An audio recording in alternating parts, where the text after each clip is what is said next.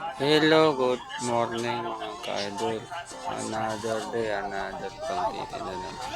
At ito na ito si dati na personal. Pero napakabilib ako kay dati. Saludo ako sa kanya.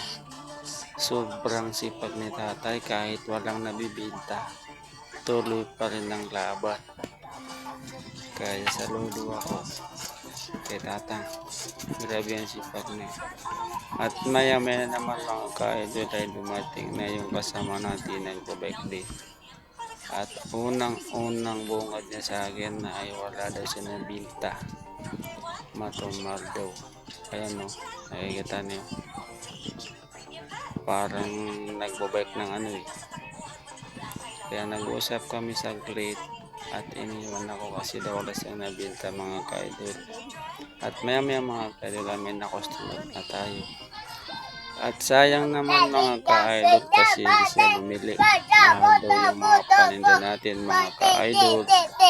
Kaya hindi siya bumili at hindi siya tumuloy. At pag alis ko ay mamaya na naman namin nagtanong. Ito siya.